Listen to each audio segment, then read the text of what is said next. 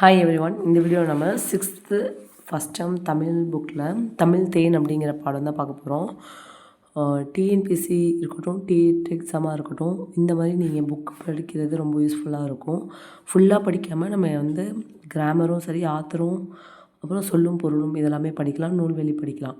இதில் பார்த்தீங்கன்னா ஃபஸ்ட்டு இருக்கிற லெசன் பார்த்திங்கன்னா தமிழ் தேன் அப்படிங்கிறது தான். இதில் இன்பத்தமிழ் யார் எழுதுனாங்கன்னு பார்த்தீங்கன்னா பாரதிதாசன். சொல்லும் பொருளும் பாருங்கள். நிர்மித்த, உருவாக்கிய, சமூகம், மக்கள் குழு, விளைவு, வளர்ச்சி, அசதி, சோர்வு. நிர்மித்த, உருவாக்கிய, சமூகம், மக்கள் குழு, விளைவு, வளர்ச்சி, அசதி அப்படின்னா சோர்வு. அடுத்தது இதில் வந்து நேர் இந்த இதில் இருக்கும். வேல், பால், வேல் என அடிகளின் இறுதியில் வரும் சொற்கள் ஒரே ஓசையில் முடிந்துள்ளன. இவ்வாறு சொற்கள் ஒரே ஓசையில் முடிவதை ஏய்பு தொடை என்பர். பேரு, நேரு, பால், வேல் என அடிகளின் இறுதியில் வரும் சொற்கள் ஒரே ஓசையில் முடிந்துள்ளன. இவ்வாறு சொற்கள் ஒரே ஓசையில் முடிவதை ஏய்பு தொடை அப்படின்னு சொல்லுவாங்க. மோனை அப்படின்னா முதல் எழுத்து, எதுகை அப்படின்னா ரெண்டாவது எழுத்து, இயைபு அப்படின்னா சொற்களில் ஒரே ஓசையில் கடைசியாக வர்றது என்னன்னு சொல்கிறாங்கன்னா இயைபு அப்படின்னு சொல்கிறாங்க. அடுத்தது நூல்வெளி பாருங்கள். பாரதிதாசனின் இயற்பெயர் வந்து சுப்புரத்தினம். பாரதியாரின் கவிதைகள் மீது கொண்ட பற்றின் காரணமாக தம் பெயரை பாரதிதாசன் என மாற்றிக்கொண்டார். தம் கவிதைகளில் பெண் கல்வி, கைம்பெண் மறுமணம், பொது உடைமை, பகுத்தறிவு முதலான புரட்சிகரமான கருத்துக்களை பாடுபோலாக பாடியுள்ளார். எனவே இவர் புரட்சிக்கவி என்றும் போற்றப்படுகிறார். இவர் பாவேந்தர் என்றும் சிறப்பிக்கப்படுகிறார். இப்பாடல் பாரதிதாசன் கவிதைகள் என்ற நூலில் தமிழ் என்னும் தலைப்பின் கீழ் வந்து இடம்பெற்றுள்ளது. பாரதிதாசனுடைய இயற்பெயர் என்ன சொல்கிறாங்க? சுப்புரத்தினம் சொல்கிறாங்க. இவர் வந்து பாரதியாரோட கவிதைகள் மீது அதிகம் வந்து பற்று இருந்ததுனால தன்னுடைய பேரை என்னென்னு மாற்றிக்கிட்டார்? பாரதிதாசன் அப்படின்னு சொல்லி மாற்றிக்கிட்டாரு. அதுக்கப்புறம் இவருடைய கவிதைகள் பார்த்திங்கன்னா பெண் கல்வி, கைம்பெண் மறுமணம், பொது உடைமை, பகுத்தறிவு. ஓகேவா? அப்புறம் இவரை வந்து புரட்சிக்கவி அப்படின்னு சொன்னாங்க, பாவேந்தர் அப்படின்னு சொன்னாங்க. பாரதிதாசன் கவிதைகள் அப்படிங்கிற நூலில் தமிழ் என்னும் தலைப்பில் தான் இந்த பாட்டு வந்து இந்த 6th ஃபஸ்ட் டைமில் கொடுத்துருக்காங்க. அடுத்தது பாருங்கள், புக் பேக் பார்க்கலாம். ஏற்ற தாழ்வற்ற சமூகம் அமைய வேண்டும். ஏற்ற தாழ்வற்ற சமூகம் அமைய வேண்டும். நாள் முழுவதும் வேலை செய்து கலைத்தவருக்கு அசதியாக இருக்கும். நாள் முழுவதும் வேலை செய்து கலைத்தவருக்கு அசதியாக இருக்கும். நிலவு கூட்டல் என்று நிலவென்று, தமிழ் கூட்டல் எங்கள் தமிழ் எங்கள், அமுதென்று அமுது கூட்டல் என்று, செம்பயிர் செம்மை கூட்டல் பயிர், விளைவுக்கு நீர், அறிவுக்கு தோல், இளமைக்கு பால், புலவருக்கு வேல். விளைவுக்கு நீர், விளைவுக்கு என்ன தேவைப்படுனா நீர் தான் தேவைப்படுது. அறிவுக்கு என்ன வேணும் நமக்கு? தோல்னு சொல்கிறாங்க. ஓகேவா? இந்த இடத்துல தோல்னு ஞாபகம் வச்சுங்க. இளமை வந்து எப்படி இருக்கணும்? பால் குடித்தா நம்ம எப்போயுமே இளமையாக இருக்கலாம். புலவர்லாம் என்ன வச்சுருப்பாங்க? வேல் வச்சுருப்பாங்க. ஷார்ட்கட் இதெல்லாம் நம்ம ஞாபகம் வச்சு படிக்கிறதுக்கு.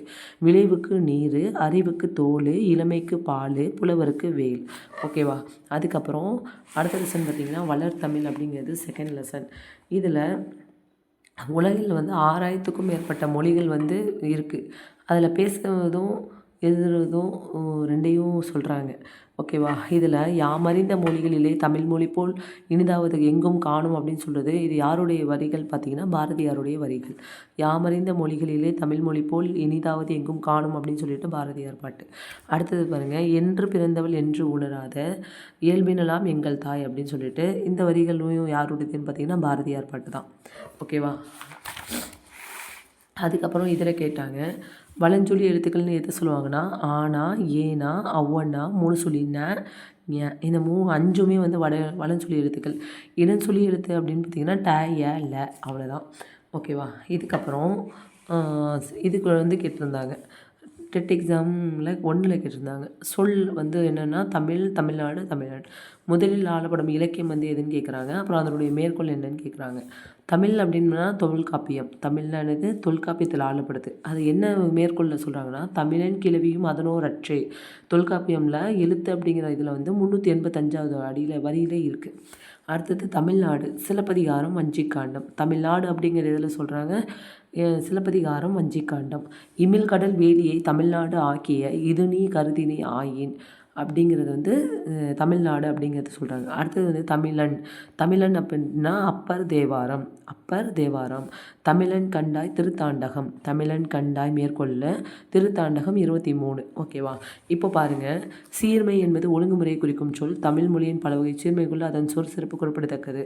அடுத்தது இதில் உயர்திணை அற்றுன்னு 2 வகை இருக்குது. உயர்திணைனா எதிர்சொல், தாழ்த்திணை அப்படின்னு சொல்லுவாங்க. உயர்திணைக்கு என்ன எதிர்சொல் பார்த்திங்கன்னா தாழ்த்திணை. தாழ்த்திணை அப்படின்னு சொல்லாமல் அதை தான் நம்ம எப்படின்னு சொல்கிறோம்? அவ்திணை அப்படின்னு சொல்கிறோம். அல் கூட்டல் திணை தான் உயர்வு அல்லாத திணைன்னு பொருள். ஓகேவா?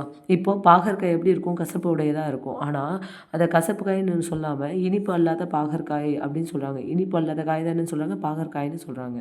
அப்போ அந்த பாகற்காயை நம்ம எப்படி கூட்டலாம், பிரிக்கலாம் அப்படின்னு பார்த்தீங்கன்னா பாகு கூட்டல் அல் கூட்டல் காய், அவ்வளோதான். இப்போ இதில் வந்து இதுதான் வந்து கேட்பாங்க. பாகற்காய் அப்படின்னா பாகு கூட்டல் அல் கூட்டல் காய் அப்படிங்கிறது பாகற்காய். அடுத்தது வளமொழியில் சொல்கிறாங்க. இங்கே பாருங்கள், பூவோட 7 நிலை கொடுத்துருக்காங்க. ஃபஸ்ட்டு வந்து அரும்பு, மொட்டு, முகை, மலர், அலர், வி, செம்மல். ஓகேவா? அரும்பு, மொட்டு, முகை, மலர், அலர், வி, செம்மல். இதை வந்து ஞாபகம் வச்சுங்க. நம்ம படிக்க படிக்க இது வந்து நமக்கு பழகி போயிடும். எனக்கும் அதே மாதிரி தான் வந்துருச்சு. அரும்பு, மொட்டு, முகை, மலர், அலர், வி, செம்மல், அவ்வளோதான். இப்போ பாருங்கள், இந்த வளமை மிக்க மொழியில் சொல்கிறாங்க. தொல்காப்பியமும் நன்னூலும் என்ன நூல்னா இலக்கண நூல். ஓகேவா? தொல்காப்பியமும் நன்னூலும் இலக்கண நூல். 8 தொகையும் 10 பாட்டும் இலக்கிய நூல். 8 தொகையும் 10 பாட்டும் இலக்கிய நூல். திருக்குறளும் நாலடியாரும் வந்து அறநூல்கள். திருக்குறளும் நாலடியாரும் என்ன நூல்கள்? அறநூல்கள். சிலப்பதிகாரமும் மணிமேகலையும் வந்து காப்பிய நூல்கள். சிலப்பதிகாரமும் மணிமேகலையும் வந்து காப்பிய நூல்கள் அப்படின்னு சொல்கிறாங்க.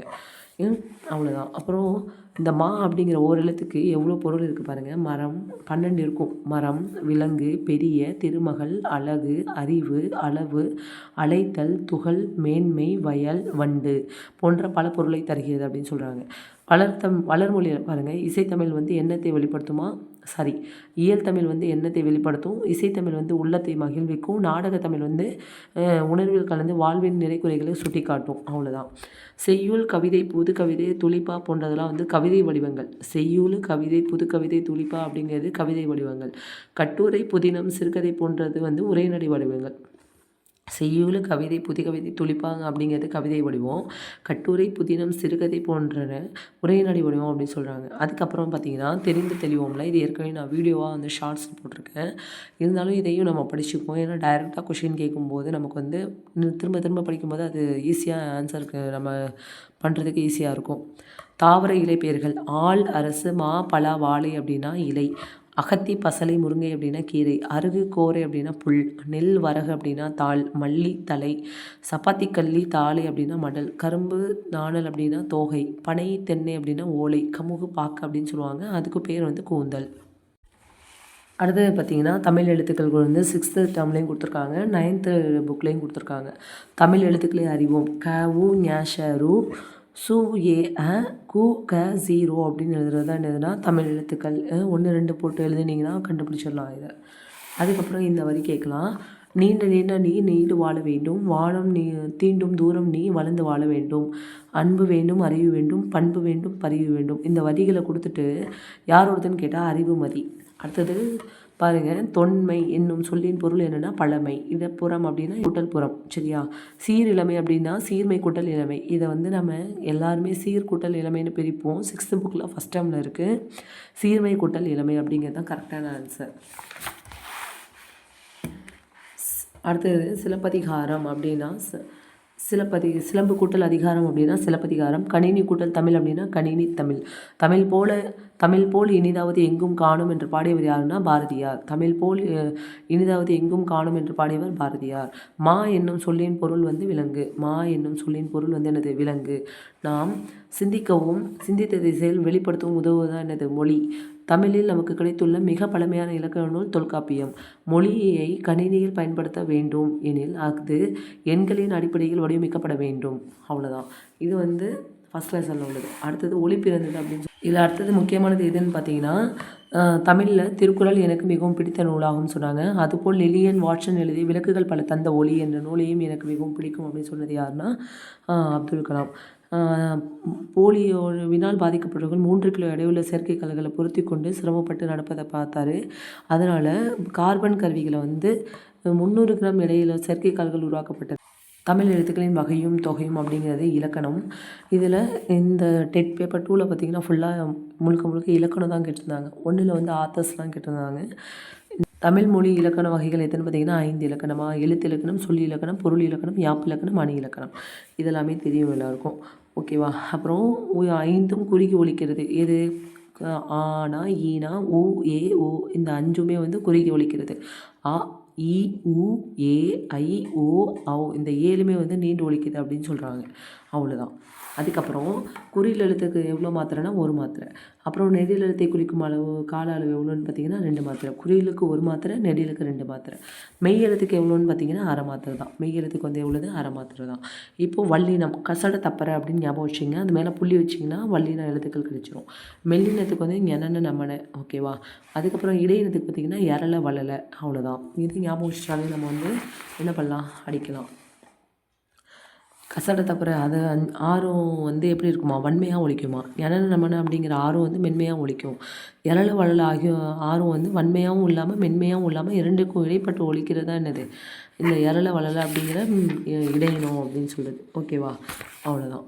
அதுக்கப்புறம் உயிர்மெய் எழுத்தை பாருங்கள். மெய் எழுத்துக்கள் 18, உயிரெழுத்துக்கள் 12 சேர்ந்ததால் தோன்றுவது தான் 216 எழுத்துக்கள், ஓகேவா. அப்போது உயிர்மெய் குரில்னு சொல்லுவாங்க. உயிர்மெய் நெடில்னு 2 வகையாக வந்து இதை பிரிக்கலாம். ஆயுத எழுத்தை வந்து என்ன சொல்லுவாங்கன்னா, தமிழ் மொழியில் உயிர்மெய் எழுத்துக்கள் தவிர தனி எழுத்து ஒன்றும் உள்ளது. அதுதான் என்னது அக்கேரா 3 புள்ளி வைக்கிறது தான் ஆயுத எழுத்துன்னு சொல்லுவாங்க. ஆயுத எழுத்தை ஒலிக்க ஆகும் கால அளவு அரை மாத்திரை தான். மெய் எழுத்துக்கும் அரை மாத்திரை தான், ஆயுத எழுத்துக்கும் அரை மாத்திரை தான். அதுக்கப்புறம் நம்ம இது பார்த்துக்கலாம். இங்கே பாருங்கள், வலஞ்சொலி அப்படின்னா கிளாக் வைஸ். இணையம் அப்படின்னா இன்டர்நெட்டு, தேடுபொறி, சர்ச் என்ஜின், செயலி, ஆப்பு. வலஞ்சொலி கிளாக் வைஸ், இணையம், இன்டர்நெட்டு, தேடுபொறி, சர்ச் என்ஜின், செயலி, ஆப்பு. இடஞ்சொலி அப்படின்னா ஆன்டி கிளாக் வைஸ். குரல் தேடல் அப்படின்னா வாய்ஸ் சர்ச். தொடுதிரை அப்படின்னா டச் ஸ்க்ரீன். மின்னஞ்சல் அப்படின்னா இமெயில். இடஞ்சொலி அப்படின்னா ஆன்டி கிளாக் வைஸ். குரல் தேடல் அப்படின்னா வாய்ஸ் சர்ச். தொடுதிரை அப்படின்னா டச் ஸ்க்ரீன். மின்னஞ்சல் அப்படின்னா இமெயில் அப்படிங்கிறது தான். இதில் ஃபஸ்ட் லெசனில் இருக்கிற நம்ம எல்லாமே பார்த்துருக்கோம். உங்களுக்கு இந்த வீடியோ யூஸ்ஃபுல்லாக இருக்கா அப்படின்னு சொல்லிட்டு கமெண்ட் பண்ணுங்கள். இந்த வீடியோ யூஸ்ஃபுல்லாக இருந்துச்சுன்னா இந்த மாதிரி டிஎன்பிஎஸ்சி டெட் படிக்கிறவங்களுக்கும் ஷேர் பண்ணுங்கள். தேங்க்யூ.